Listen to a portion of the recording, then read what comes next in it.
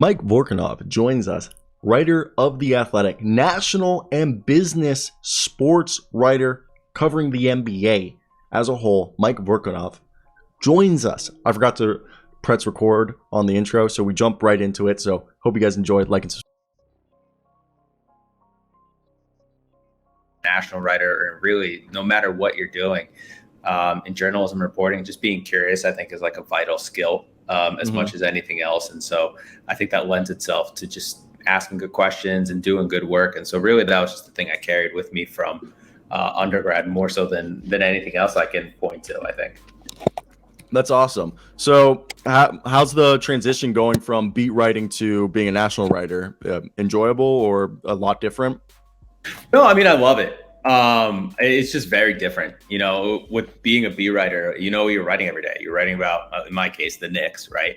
And some variation of a different Knicks story every day.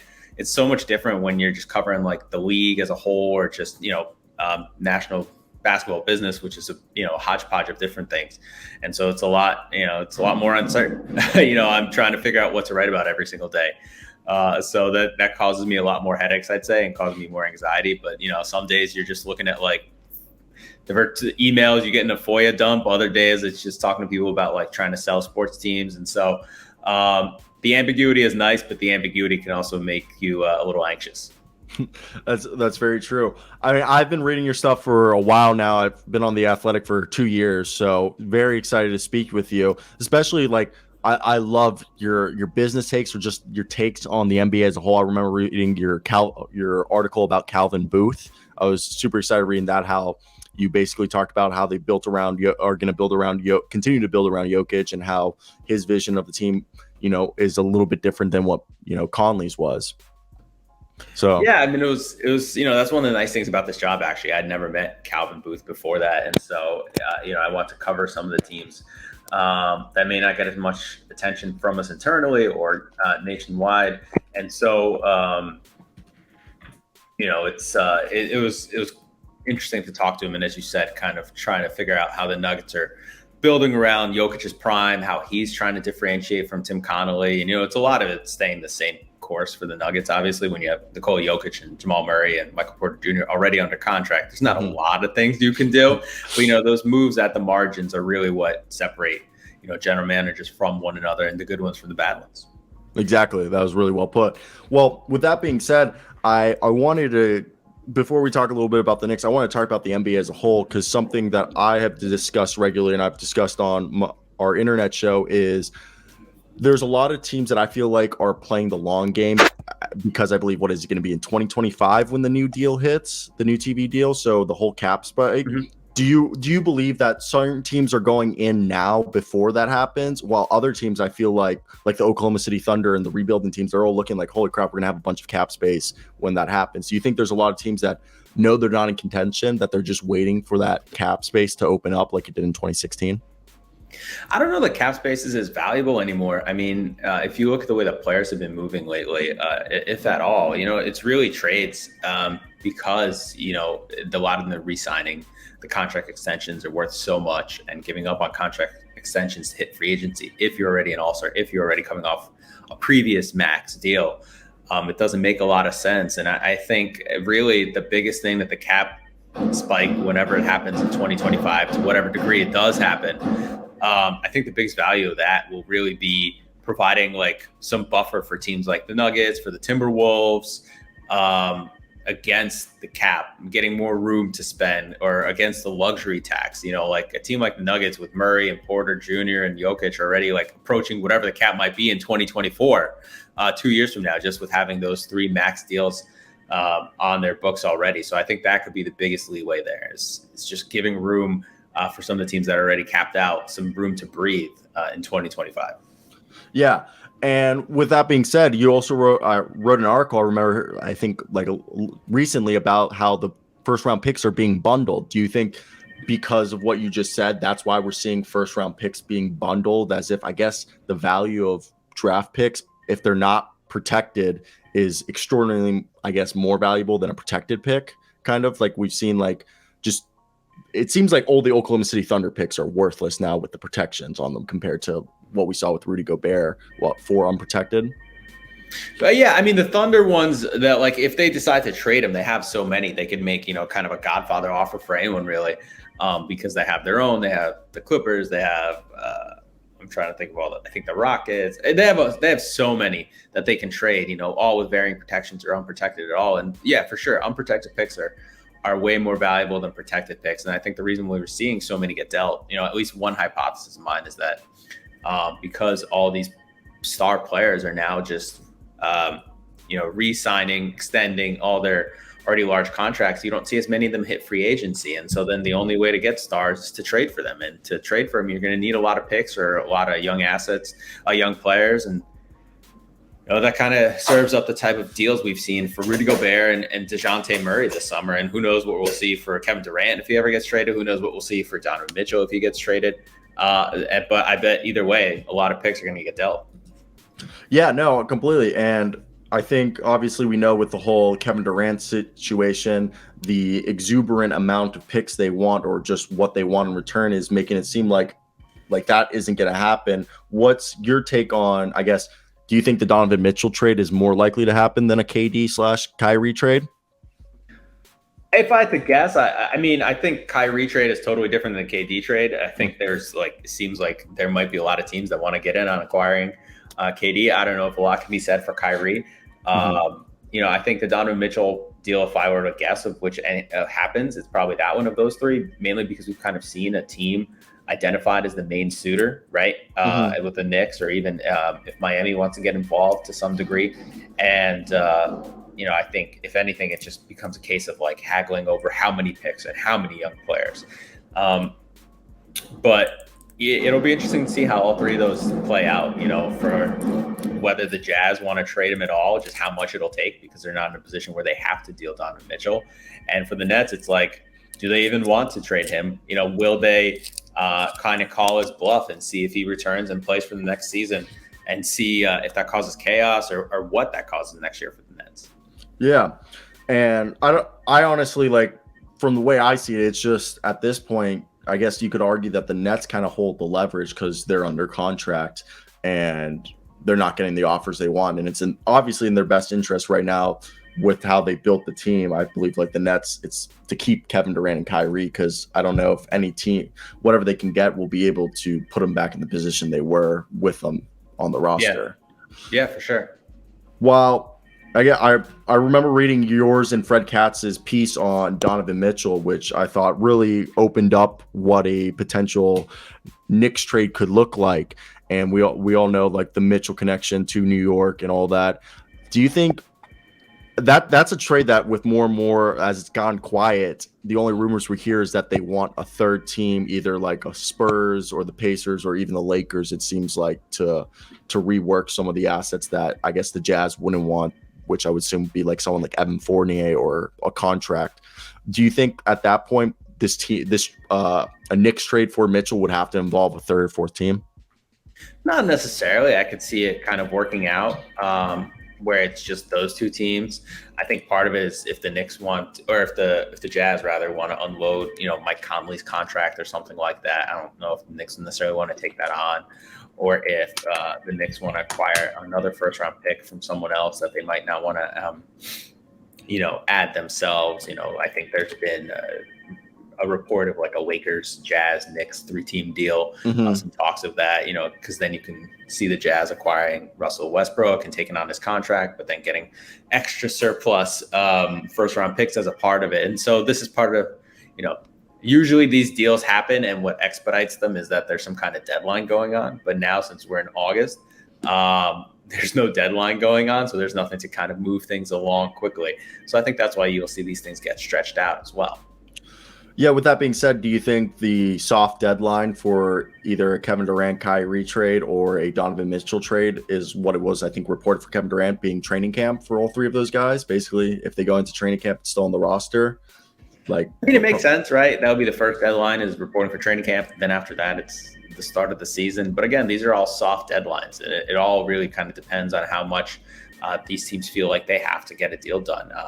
It's not as if they're entering the final year of their contracts. Donovan Mitchell has I think 3 years left. Kevin Durant has 4 years left, right? There's a lot of time is the time is a weapon for both of the teams in that situation.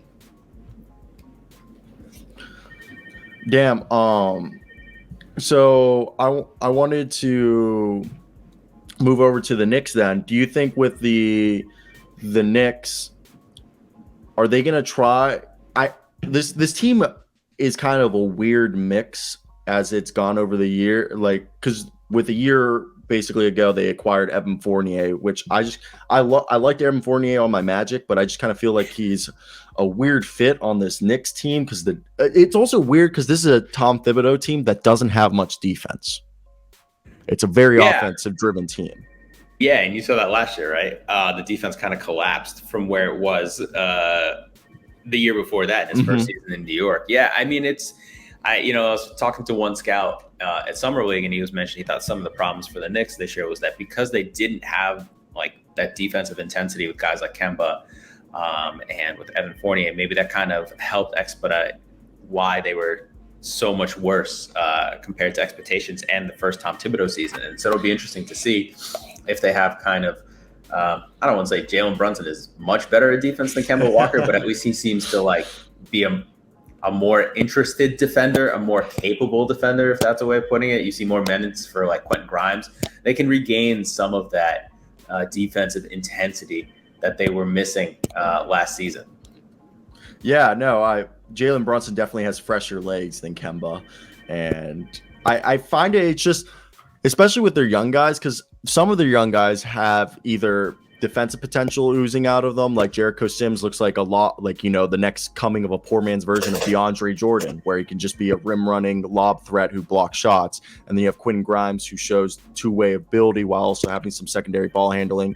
Quickly at times flashes, but then you also brought in Isaiah Hartenstein, who's an underrated rim protector. And then with Obi Toppin, he's never really been a great defender with his cinder block feet, but with the athleticism, you could argue that could be utilized. Do you think this team has a path to get better defensively, or do they have to play certain players to make that work? Because I've given up on Cam Reddish, and I don't think that's ever going to happen. But they have guys like Miles McBride, who was a dog at West Virginia on defense, and even Mitchell Robinson's a good rim protector. And Julius Randle, when he tries, can be passable. Yeah, I mean, for sure. Like it'll be interesting to see if they give them more time. Right, that was a big thing last year too. Was basically a lot of the young guys, those guys could have been better defenders, didn't really get a lot of playing time. I think there's a lot of clamoring from Knicks fans for them to get more playing time. So if they do, I think that'll help. I'll help with the intensity. Like, those guys will be playing for NBA jobs, will be playing for roles in the rotation. They'll have different incentives in place than the veterans. And that could help spur kind of like a different kind of defensive intensity. But I think with the Donovan Mitchell trade still hanging over the Knicks, we don't know what the final product will look like. Like, we don't know what the final roster will look like, right? So it'll be interesting to see just even what the rotation looks like with or without a trade, just because you could see a lot more infusion of the young guys next year with Grimes and probably not Sims, with Robinson and Hartenstein still there. But, maybe when those guys gets hurt, but, with Grimes, with McBride, with any number of the young guys, even Quickly, he's got that length. He's not like a bad defensive player. So it'll be interesting to see if they kind of return to a little bit more of a grittier style of play this upcoming year. Yeah, and I think, like, as we all know, Tom Thibodeau hates playing young guys since the Bulls days, since the Timberwolves days. He's never been a guy who likes playing young guys. He likes staggering the minutes with the older guys. But interesting enough, it looks like Leon Rose is forcing his hands because he gave him only 3 guys with more than 4 years of experience on this team, with Julius Randle, Evan Fournier, and Derrick Rose basically being the only guys that have more than, I believe, 4 or 5 years of experience. So I look at this team. Do you think at this point, if they don't trade for Donovan Mitchell, do you think R.J. Barrett, Grimes, Quickly will all be given the opportunities to take those jumps with Tibbs? Yeah, I mean, they were. I mean, R.J. Barrett was last year for sure. I think Quickly is getting playing time. Toppin, we'll see, right? Like there's just a clear block on his playing time with the 2 centers that they have and that they signed this offseason with Randall still there. I don't know how much playing time he'll be able to get, but I can certainly see pathways for Quickly to get more playing time as well. And Grimes, because they need wings, especially wings who can do the kind of stuff that he does. Yeah, no, 100%. And we saw it with Grimes. People forgot when Grimes was at KU, he came out as a lead guard, 5-star recruit. But then when he went to Houston, became more of a wing player. And we got to see some of that lead guard tendencies displayed in Summer League this year. So I'm very excited with Grimes. And even Obi Toppin post All-Star game, that guy was averaging like 18 points a night and actually looking like a solid young starter in the NBA. So do you think I just don't know if you I know you don't cover the Knicks specifically, but do you think there's just some turmoil with the Knicks and Randall because Randall stopped speaking with the media, and it's just kind of been a weird 18 months for Randall? Yeah, I wouldn't put a turmoil, but I mean, you could tell there's a lot more friction. There was a lot more friction this past season as opposed to the year before, right? Things are always easier when it's going well than when it's going difficult. So we'll see where he is this upcoming season. We'll see what kind of start the Knicks get off to, right? So many outside factors, I think, had a play in that. But I would say it's definitely not as smooth as it was, coming off that first Tom Thibodeau season. Yeah, 100%. And I've always liked Tom Thibodeau because just defense has always been the calling card with him. But how do you think this team gets better defensively? Is it just you think perimeter? Because down low, I think they're set with the big men that they have. I think on paper they should be fine with their post defense. It all comes down to can a combination of Jalen Brunson, Evan Fournier, and Derrick Rose, and then with the young guys also be able to have a better defense and something more reminiscent to year one? Yeah, I mean, obviously you start with the perimeter, right? I think that's where the biggest issues came, but I think so much of the NBA now is team defending, right? Because you're constantly guarding against drives and kickouts and passes, and you have to be there, you have to get to the nail, you have to rotate, replace, all these types of things. So it's not as if you can just put it onto any one player. But yeah, I mean, I think putting more friction at the first line of attack and then having better rotations will definitely help. And, have a pretty strong last line of defense with Mitchell Robinson at the rim and probably Isaiah Hartenstein too. So really it's just kind of getting the team defense back into play and probably having a higher effort in place too. I think the one very, very, very notable thing about the 2020-21 Knicks was just how hard they played. I don't think that was as apparent last season. Yeah, no, 100%. They almost I think they had this grit to the Knicks that one year where they were just nobody wanted to play with the Knicks because you knew it was a long night because they were going to push you hard and they were just going to play with everything. It always just seemed like it was a sweat fest that first year with Tom Thibodeau. And I agree, positionless basketball. We've seen more teams like the Toronto Raptors, the Memphis Grizzlies, where they're getting all these, the Warriors, just a bunch of switchable guys where you can just switch everything and almost run like this man zone where everyone's just kind of like, if you're in this area, you got to switch. And it's just like, it's not zone D, but it's like this, everyone's just switching in certain areas. And I just find with the Knicks is that they have just such different sizes of players. They have a bunch of guys at 6'2", 6'3", then they have a few guys between 6'6" and 6'8" and 6'9", then they just have one or two 7-footers. Okay, and it's not like all of them are quick or all of them are athletic and lanky. So it's interesting to look at this team, and I just keep thinking of a Donovan Mitchell trade, just hoping that could open up the minutes for the young guys that you mentioned, Obi Toppin, who had I really liked Obi Toppin last year. We actually saw that athleticism on full display. Do you think with the Donovan Mitchell rumblings, they're just trying to see if they can move maybe a Randall or Fournier to open those minutes up? I mean, maybe, but if you're trading for Donovan Mitchell now, you want to probably have the most competitive team possible next year. And Evan Fournier is still a really good player. Mm-hmm. And Julius Randle is, even at his form last year, can be a good player. And, if he can reclaim some of his all NBA performance, he can be a really good player. So I don't think that trading Julius Randle necessarily makes the Knicks better. I don't think that trading Evan Fournier necessarily makes the Knicks better. And so I think their best version of them probably still includes those guys playing well. Well, with I think Don Mitchell makes a little over $30 million. And I think, isn't it a combination, unless you didn't want to trade RJ Barrett, wouldn't Evan Fournier have to be the main contract that you would center a trade around? Because you could, I think, package Evan Fournier or Cam Reddish, Obi Toppin, and I believe it would be Miles McBride, and you would hit the enough to match Donovan Mitchell's contract. Do you think, what would you offer up if you were the Knicks for Donovan Mitchell? Yeah, I mean, I think that's why you can get like a third team into play, right? But you also have, Derrick Rose is making $14.5 million next year. Rose and Fournier is at 18 million, right? So you can kind of bridge that gap somehow if you involve the third team or even just internally. So I think there are ways around possibly if you don't trade Fournier. But yeah, I could definitely see Fournier being traded in a Jazz deal just to make the money work. And if you're upgrading from Fournier to Mitchell, I think that's a deal you take, obviously. Yeah. And I just, in my mind, I don't see the Knicks including Derrick Rose in any trade because isn't one of the main reasons Brunson came there was to be with his role model / mentor of Derrick Rose from back in the Chicago days when Rick Brunson was the assistant coach?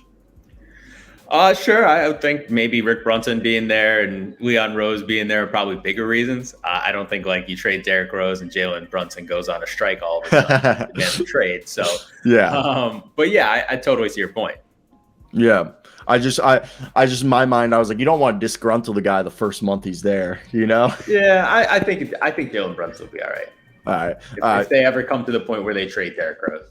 Yeah, I mean, you're giving up Derrick Rose for Donovan Mitchell. You can't really be mad at the guys. If you do that, you're just kind of like, right. C'est la vie, and right. you move on.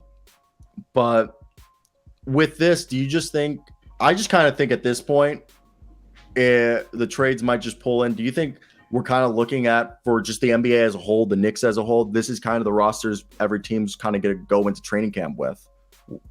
Yeah, I think so. Probably. I think we're probably – it's something of a quiet period until the start of training camp, right? Or like the day. If you remember, I think the Carmelo Anthony trade when he got sent to the Thunder happened like the day before the start of training camp. Yeah, you're right. That was like the day before. There's been like multiple trades that over the years that have happened like right before training camp. Like they're always. Yeah, that was a very prolonged and kind of uglier type of situation that we got going with the Donovan Mitchell trade negotiations, and that finally got got finished. I think the day before training camp. Yeah, and with this, are you excited for Trevor Keels at all? The guy who could potentially be like a thick 3-and-D wing for them. He's so thick. I think that guy is so muscular. Yeah, I mean, I think he's on a 2-way deal. I think the performance in summer league wasn't like particularly great or anything. I'd say he's kind of a ways away from being someone that can probably be a contributor to them coming up this season. Yeah. I agree. I just the fact that this guy's like 6'4", he's only like 2 inches taller than me, but he weighs 60 pounds heavier than me. I'm 160. This guy's 221 pounds. Like for me, I've started to fall in love with I don't know why, but Admiral Schofield and like Trevor Keels, these like 6'4", 6'5" wings that are like 240, 230. It's crazy to see with the modern NBA how people have counterattacked the lankiness by like, oh, if I'm not super lanky, I'm just going to get big, like ripped to be stronger than these lanky boys. And with the modern NBA, do you think with positionless basketball, you think we're going to see that trend? You're either going to be lanky and long, or you're going to be kind of shorter and thicker, kind of like the PJ Tuckers, the Jay Crowders, Royce O'Neals of the world. I don't know if it's particularly on body type. I think you'll just see kind of guys getting bigger and being able to do more of the things that smaller guys were able to do. Like the Celtics who went Tatum, Brown, Smart. I'm missing someone else here. Tatum, Grant Williams. Those are guys who are all like, about 6'5" to 6'9". Robert Williams even a little bit, who are kind of like a bigger version of maybe what the Rockets were able to do a few years before that in terms of just like putting out 4 guys the size of forwards, essentially, who could play any position or defend any position, and then just being able to have a larger version of maybe what small ball was a few years ago. Now it's like small ball means a bunch of 6'8" dudes instead of a bunch of 6'6" guys, Yeah, I think somebody wrote on the Athletic they were calling it space ball when the Dallas Mavericks were doing it. And now, so it seems like you either go that way or you go the Timberwolves or the Cavaliers route where you're running, or the Raptors route where you're running just a bunch of trees out there. And you have, Karl-Anthony Towns, Rudy Gobert, and I guess they're going to run Jaden McDaniels or at small forward, or Anthony Edwards, whatever they do out there. And then you have Lowry Markkanen, Jared Allen, and Evan Mobley. Do you think those are going to be like, you either go big and you try to run to beat out the force the 4 out, 5 out guys? Do you think that's something we're going to see to like basically kind of the NBA converge into two different team style while kind of doing positionless, but you either go spacing with, you know, a bunch of guys at similar heights between, like you said, 6'6" and 6'9", or just, you know, having a bigger lineup like the Cavaliers Timberwolves are doing? I don't know. I mean, I think you always have kind of some variation, right? I think it seemed like for a while everything's trending towards that kind of small ball stuff. And then you had a bunch of teams this year, I think especially as notable, kind of play two bigs at once is almost, you know, kind of scaling back against that. So it's that constant push and pull of trying to find where the inefficiency in player acquisition is. You know, it's a lot easier to get bigs, right? Which made it a lot easier to get two good bigs on the floor at once, right? Which is almost a pushback against the small ball. So it's really, I'm sure you'll find some new iteration of that in the upcoming seasons too. Really, I think what teams are trying to do is just like put their best 5 guys on the floor at once, whatever size they may be. You know, the thing with the Cavs was like, you know, Jared Allen is a classic center, right? But like Evan Mobley is a freakish 7-footer who can do so many things, and he's a 7-footer who can switch like a wing, right? That's why you can play the two of those guys at once. Even Lauri Markkanen didn't get lost on the perimeter, right? You know, when you play Jaren Jackson and Steven Adams together in Memphis, Jaren Jackson is very versatile defensively, right? You know, play Robert Williams and Al Horford. Those are two very switchable big men as well. So it's just about finding the right combination of players. You know, Grant Williams is 6'7" wing. So the Celtics were even almost able to toggle back and forth between two bigs and like small ball, so to speak. So it's really just putting the best 5 guys at any time, I think, on the floor, whatever that might look like. Yeah, no, I agree. That's a great way to put it. And I really think like the whole I feel like a lot of teams are watching the Thunder, the Rockets, and the Magic, and to see, because they all have vastly different development, like team structures. And while like you could argue that Thunder and Magic are similar, but like the Magic are about to have potential lineups where everyone's like 6'10" and above, with Franz Wagner, Jonathan Isaac, Wendell Carter Jr., Paulo Banchero. They can run like 4 guys right there that are like 6'10" and above if they wanted to. And even Markelle Fultz is like 6'4" right there. And then they have so many guards. Then you look at the Thunder, they basically have everyone's above 6'5" on their team. So do you think the younger teams could influence, if like they have success in not obviously. I mean, I think the Magic could be a sneaky play-in team, but do you think the younger teams could influence how teams develop if they just jump like meteorically in the standings in maybe 2 years? Yeah, for sure. I mean, you always see some kind of like copycat thing going on, but you know, it's not as if like you know, what the Magic are doing would be transcending how teams are put together, right? Putting together a bunch of large, switchable, multi-skilled guys is not a new idea. Just like, you know, the Thunder are putting together a smart, savvy team that seems like it's got a lot of skill all up and down the floor. I think the hard part is the player acquisition, not necessarily the idea of putting them all together. You've said player acquisition. I know what it means basically, but what are you basically saying that, like how you earlier you said the problems with player acquisitions? What do you mean by that? Well, just getting those guys. It's hard to like get really good players, especially whether they're switchable wings, whether they're switchable bigs, like whatever it is, right? Chet Holmgren went number 2 in the draft. Paolo Banchero went number 1. You know, it takes a lot to trade for Kevin Durant, or those are the types of kind of players who can differentiate a team for you. You know, you look at the Celtics, like Marcus Smart, Jason Tatum, Jaylen Brown, were all lottery picks, and Al Horford was a max free agent signing the first time around, and then went for like $25 million a year or something to the Sixers. You know, these are players who are not cheap to get. So the player acquisition is the hardest part, just being able to acquire these players, whether it's the draft, trade, or free agency. And, you know, those are finite resources that you have to expend to get them. Okay, yeah, and I think another thing, like the piggyback off of that thought, is, do you think trading has become the main source of player acquisition, like you said in the beginning of the video? But do you think that has created, like, I feel like it's so hard now. Like fans used to be able to kind of not accurately, but kind of guess what a value of a player was. Now, like, I'll be talking about a player and I don't even know from all the trades we had in the past month or two, what is the right value of a player. do you think, or like picks or stuff, do you think that's just kind of became harder than it seems in the past? Because it seems like teams are completely opposite when they talk trades, what they value a player. I think part of it is like, the media, the fans didn't always maybe probably accurately value a player compared to a team, right? We always work with insufficient information.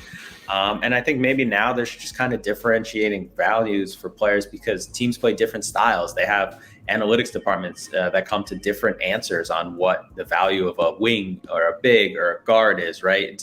Depending on how they want to play, depending on how many, what their inputs are. So I think maybe now there's kind of a differentiation in just how to value someone and just, also part of it comes out of necessity, right? Like you're willing to give a little bit more if you're a team in contention that needs one more guy, as opposed to like if you're a bad team trying to pay for someone in free agency, right? So there's so many different more variables now.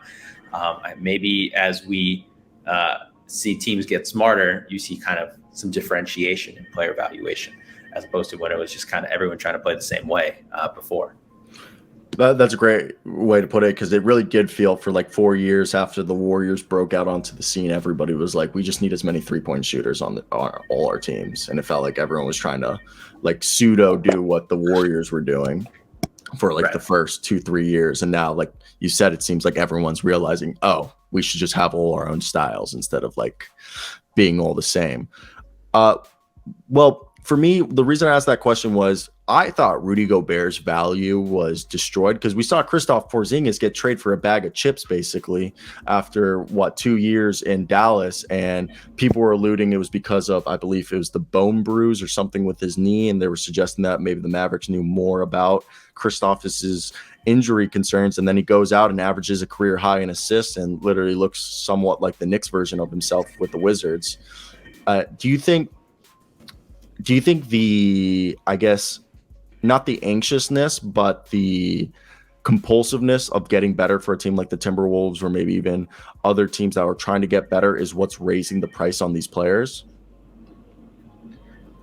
Yeah, I mean, for sure. You also see like previous deals serve as precedents, right? And so if you see DeJounte Murray get traded for X and you're trading Rudy Gobert, you got to trade more than that to get him.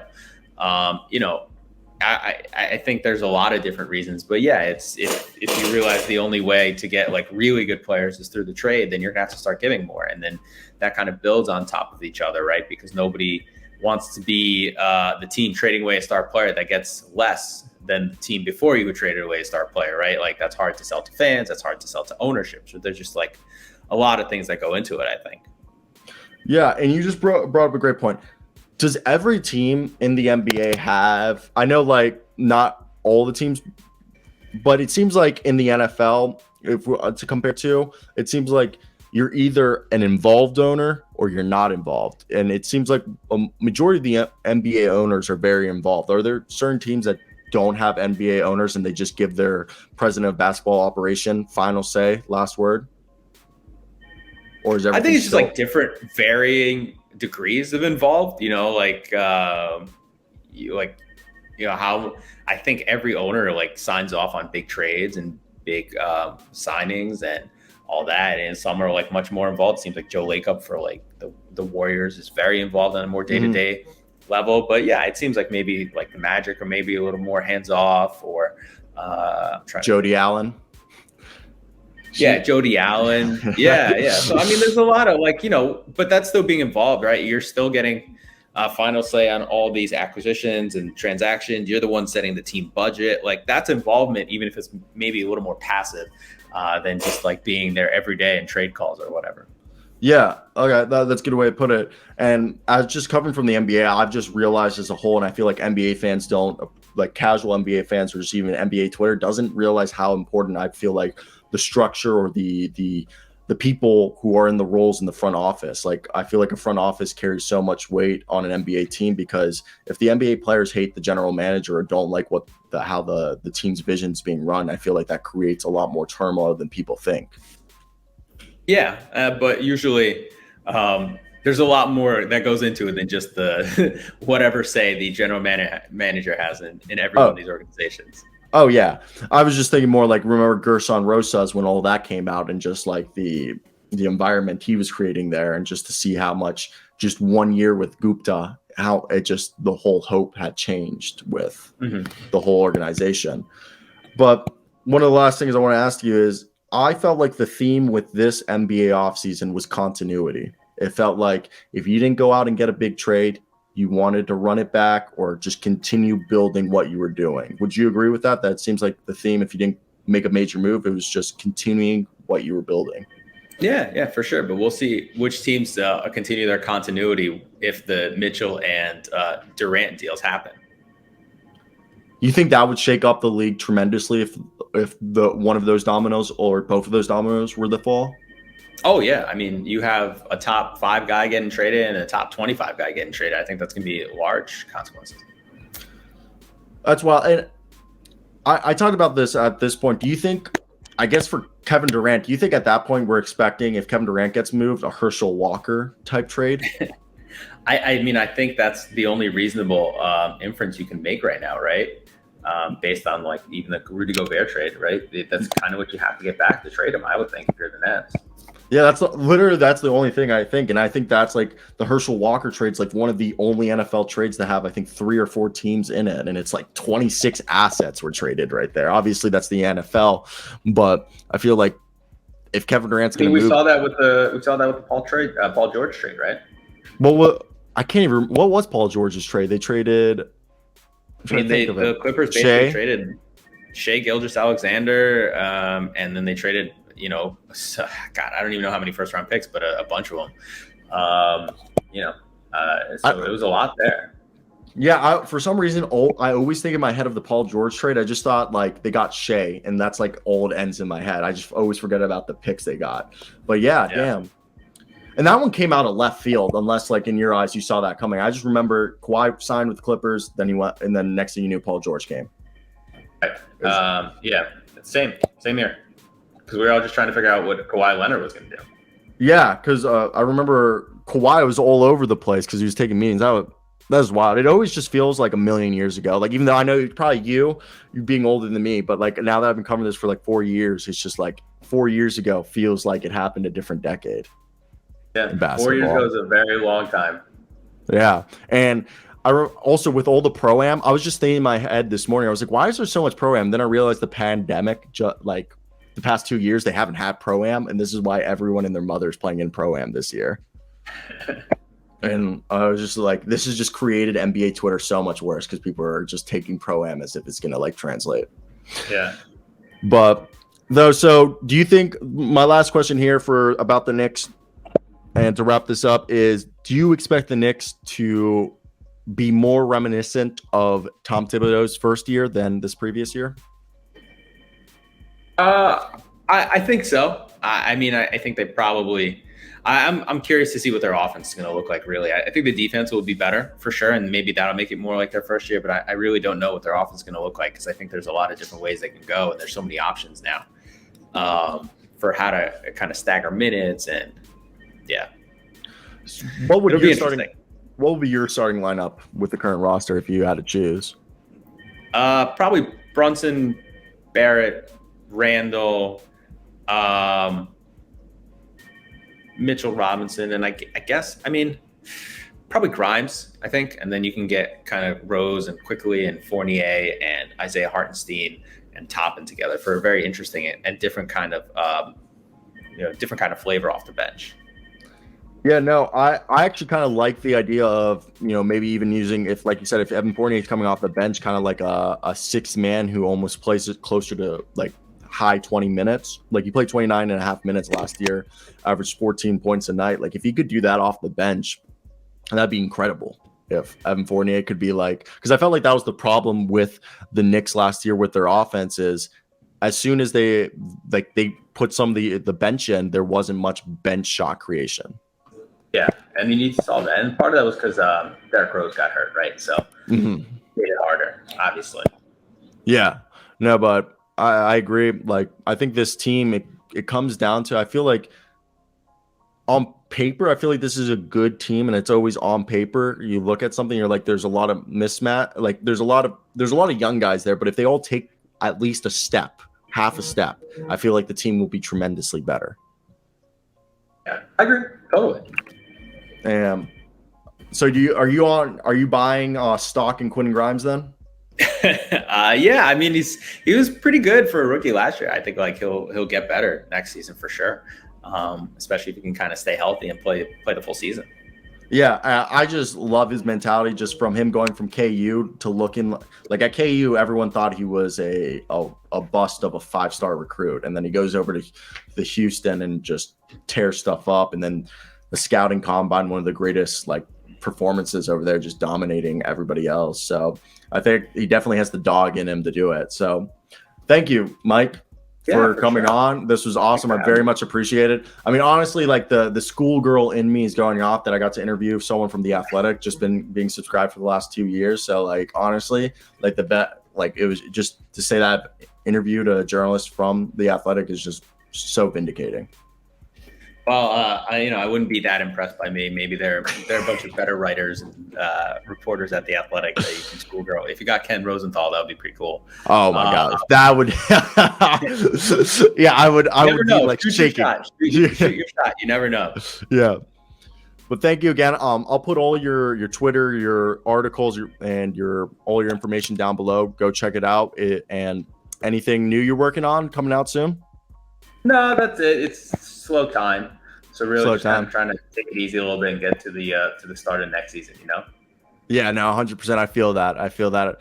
I've literally, as I try to cover all the teams, and that's kind of my niche on here is like I cover every facet of the NBA, even Euro basketball, from the like 15, 16th guys technically on the roster, the two ways, to just everyone, just because I feel like that's something that's not being covered. So I feel you. I'm like over here in a graveyard trying to find content. That's a rough time. It's time for vacation. Yeah, literally.